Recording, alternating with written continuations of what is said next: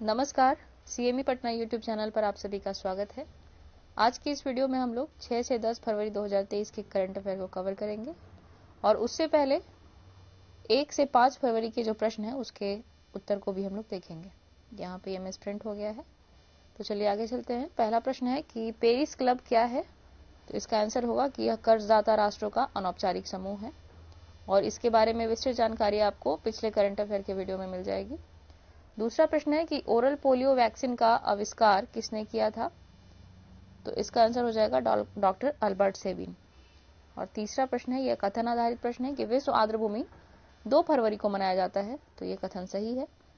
दूसरा कथन है कि इस वर्ष की theme it's time for wetland restoration है। तो ये कथन भी सही है। और तीसरा है कि भारत में आर्द्रभूमियों की संख्या 75 है। तो वर्तमान समय में इसकी संख्या 75 है। ये भी कथन सही है। तो इसका ऑप्शन हो जाएगा डी, उपयुक्त सभी सही हैं।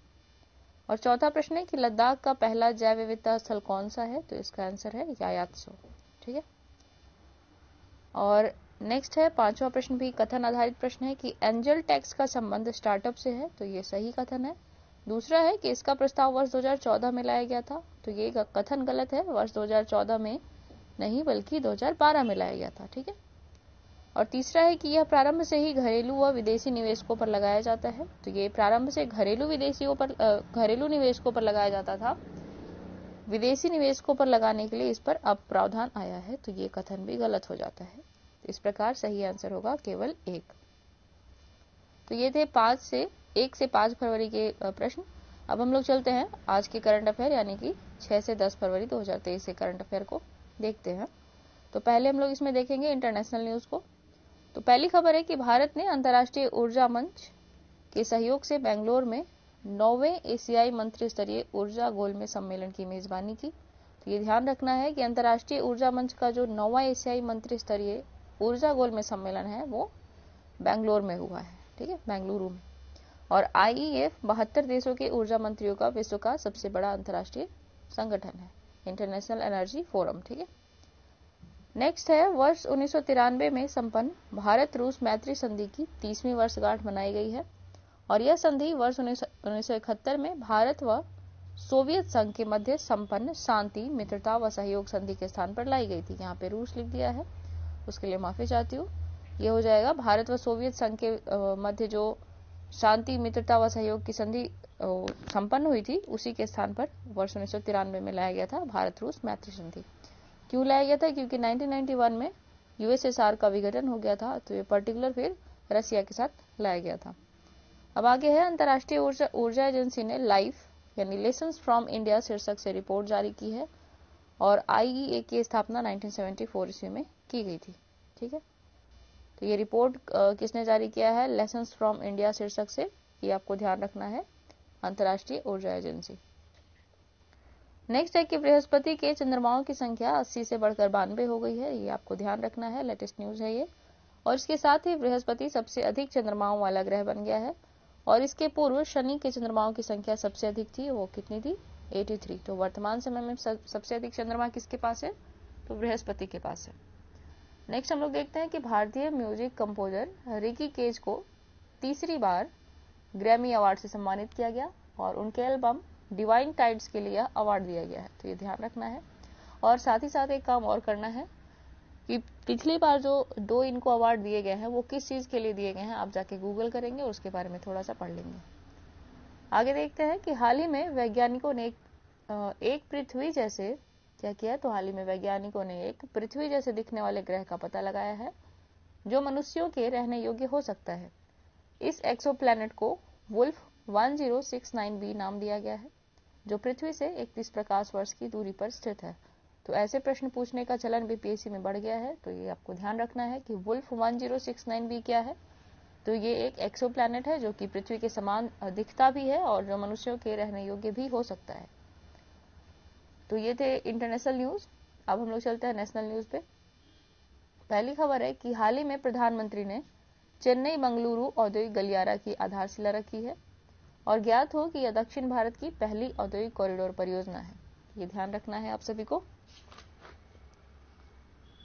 और आगे है कि राजस्थान ने खुले जेल मॉडल को अपनाया है जहां अपराधी ऊंची दीवारों या सख्त निगरानी वाली जेलों से इधर सामुदायिक भूमि पर रहते हैं। तो जेल की जो मूल परिभाषा होती है कि यहाँ सुधार गृह, जेल तो अब नाम वैसे दिया गया है, लेकिन सुधार गृह जो होता है तो वास्तविक रूप से राजस्थान इसी थीम पर कार्य कर रहा है कि वो जेल ना होकर, कैद खाना ना होकर सुधार गृह के रूप में उसको विकसित किया जा सके। अगली खबर है कि भारतीय भूवैज्ञानिक सर्वेक्षण ने जम्मू कश्मीर के रियासी जिले में, ठीक है, लिथियम के भंडार की खोज की है। तो ये आपको ध्यान रखना है कि लिथियम के भंडार की खोज जम्मू कश्मीर के रियासी जिले में हुई है।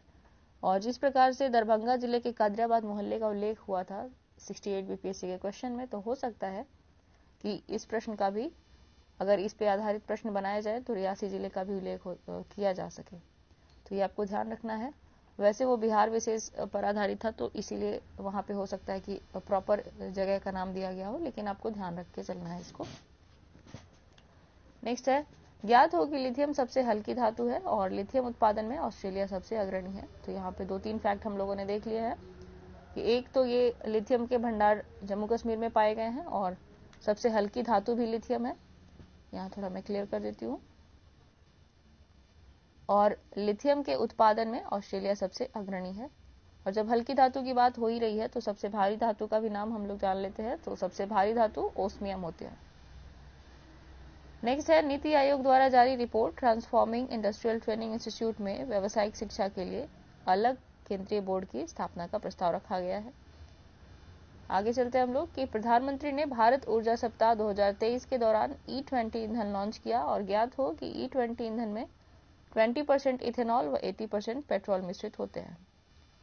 आगे है कि इसरो ने चंद्रयान 3 के लिए संभावित लैंडिंग साइट को निर्धारित किया है, जो चंद्रमा पर मंजियस यू और बोगुस्लावस्की एम क्रेटर के बीच स्थित है। तो ये पूछा जा सकता है, या तो इनके नाम पर्टिकुलर दिए जा सकते हैं कि ये क्या है, या फिर पूछा जा सकता है कि इसरो ने लैंडिंग के लिए जो साइट निर्धारित किया है वो निम्न में से कौन कौन से हैं, या कौन से हैं फिर, ठीक है, या किसके मध्य स्थित है। तो ये ध्यान रखना है, मंजियस यू और बोगुस्लावस्की एम क्रेटर के बीच स्थित है ये लैंडिंग साइट चंद्रयान 3 के लिए।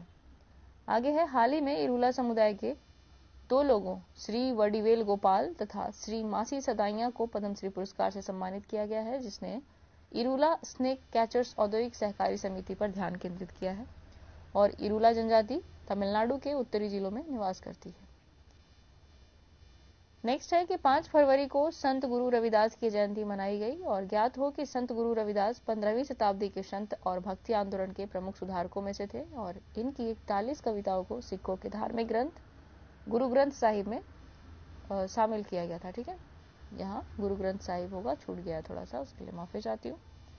नेक्स्ट है बिहार न्यूज, तो इसमें भी हम लोग कवर करते हैं करंट अफेयर को, जो कि 6 से 10 फरवरी के होंगे। तो पहली न्यूज है कि एनीमिया पर नीति आयोग द्वारा जारी रिपोर्ट में बिहार 29.8 अंक के साथ ऑरेंज ग्रुप में है। नेक्स्ट है, मुख्यमंत्री ने पटना में national inter district junior athletics meet का उद्घाटन किया। इस अवसर पर उन्होंने राज्य के उत्कृष्ट खिलाड़ियों को ग्रेड 1 ऑफिसर बनाए जाने की घोषणा की है। और आगे है कि न्यायमूर्ति के विनोद चंद्रन को पटना हाई कोर्ट का मुख्य न्यायाधीश बनाया गया है। और देश के 112 आकांक्षी जिलों में कृषि और जल संसाधन के क्षेत्र में बांका व कटिहार क्रमशः प्रथम व द्वितीय स्थान पर है। तो ये न्यूज याद रखना है, यहाँ से प्रश्न बनाए जा सकते हैं। और बिहार की प्रोफेसर सुधा सिन्हा को सामाजिक व साहित्यिक कार्यों में उत्कृष्ट योगदान के लिए कबीर कोहिनूर सम्मान प्रदान किया गया है। ये ध्यान रखना है कि किन्हें कबीर कोहिनूर सम्मान प्रदान किया गया है, तो प्रोफेसर सुधा सिन्हा को। किसके लिए? तो सामाजिक व साहित्यिक कार्यों में उत्कृष्ट योगदान के लिए। तो ऐसे प्रश्न बीपीएससी द्वारा पूछे जा रहे हैं, तो ध्यान रखना है इस बात को। और आगे चलते हम लोग आज के प्रश्नों को देख लेते हैं और इसके उत्तर आप सभी के साथ अगले वीडियो में शेयर किए जाएंगे। तो पहला जो प्रश्न है वो है कि 9वें एशियाई मंत्री स्तरीय ऊर्जा गोलमेज सम्मेलन का मेजबान करता देश कौन है? सॉरी, ऑप्शन है आपके ए भारत, बी चीन, सी नेपाल, डी श्रीलंका, या फिर ये उपयुक्त में से कोई नहीं या एक से अधिक। दूसरे प्रश्न पे चलते हैं। तो ये कथन आधारित प्रश्न है कि वर्तमान समय में सर्वाधिक चंद्रमाओं वाला ग्रह बृहस्पति है। दूसरा कथन है कि इसके चंद्रमाओं की संख्या 80 है। और तीसरा कथन है कि शनि के चंद्रमाओं की संख्या 83 है। और आपको सही कथन का चुनाव करना है। आपके ऑप्शन है ए केवल 1, बी केवल 2 व 3, सी केवल 1 व 3, और डी उपयुक्त सभी, या फिर ई कोई नहीं। आपको इसका जवाब खुद से भी ढूंढना है, अगर नहीं मालूम है तो वीडियो को जाके आप रिपीट मोड पे देख सकते हैं, सारे के जवाब इसी वीडियो में है। तीसरा प्रश्न है कि हाल ही में किस राज्य द्वारा ओपन जेल मॉडल अपनाया गया है? ऑप्शन है ए बिहार, बी उत्तर प्रदेश, सी झारखंड, डी राजस्थान या फिर ई कोई नहीं। और चौथा प्रश्न है कि हाल ही में लद्दाख के रियासी जिले में लिथियम के भंडार की खोज की गई है। दूसरा इसमें कथन है कि लिथियम सबसे भारी धातु है। और तीसरा कथन है कि ऑस्ट्रेलिया लिथियम उत्पादन में अग्रणी राज्य है। इसमें से सही कथन का चयन करना है आपको, और आपके ऑप्शन हो जाते हैं केवल 1 व 2, बी केवल 2, सी केवल 3, डी 1 व 2 या फिर ई उपयुक्त में से कोई नहीं। और पांचवें प्रश्न पे चलते हैं। तो पटना उच्च न्यायालय के नए मुख्य न्यायाधीश किनको नियुक्त किया गया है? तो ऑप्शन है आपके न्यायमूर्ति चक्रधारी शरण सिंह, बी न्यायमूर्ति अनंत मोहर बादर, सी न्यायमूर्ति के विनोद चंद्रन या फिर डी न्यायमूर्ति आशुतोष कुमार या फिर ई उपयुक्त में से कोई नहीं। तो इसके जवाब आपको ढूंढने हैं। अगर जवाब नहीं मालूम हो तो आप इसी वीडियो को पॉज करके या फिर दोबारा से इस वीडियो को देख सकते हैं। बाकी आंसर आप सभी के साथ अगले वीडियो में शेयर किए जाएंगे। तो फिलहाल के लिए तो इस वीडियो में इतना ही। मिलते हो आप सभी से अगले वीडियो में नए टॉपिक के साथ, नए करंट अफेयर के साथ। तब तक के लिए पढ़ते रहें। धन्यवाद।